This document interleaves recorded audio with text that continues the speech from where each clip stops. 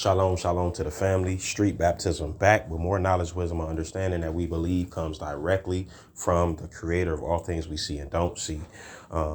Much love to the family, trying to follow the example of his only begotten son, walking in his path, how he lived his life in humility and sincerity. Keep going, keep going, keep going.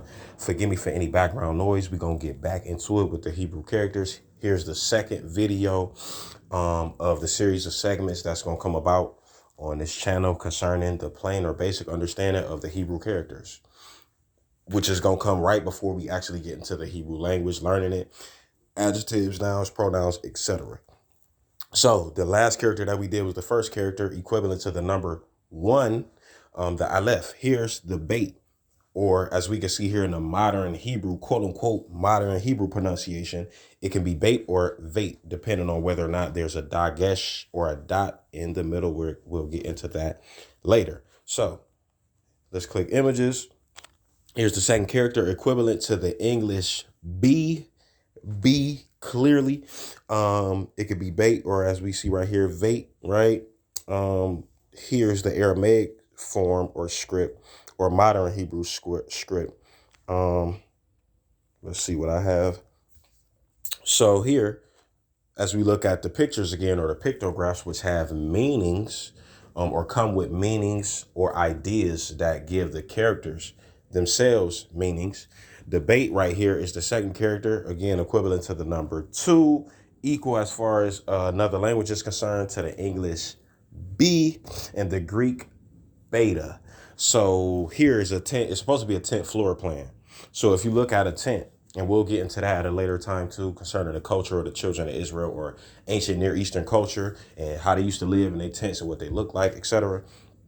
Bait, as y'all can see right here, the entrance to the men's portion of the tent, right, being in the front makes sense, is the opening right here at the top. And on the right side, where it looks like it's a wall and an enclosure, that's the woman's portion of the tent, where the children would spend a lot of time as well while in the house or in the home.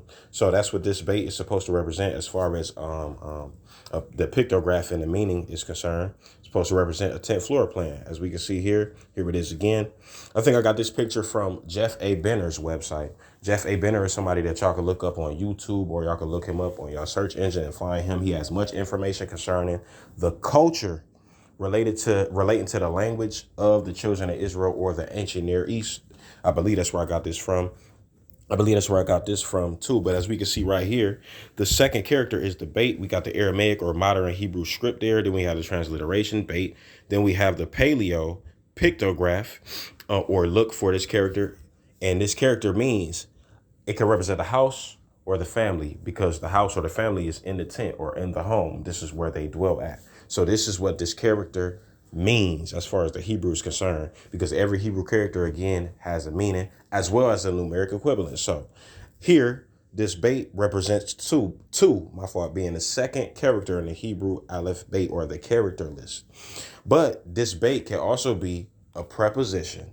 Now, preposition, we're going to get into later, prepositions and other things concerning Hebrew, but a preposition is a preposition, meaning telling you where something is or how something is set in a specific place before the next word or the rest of the sentence or phrase or whatever.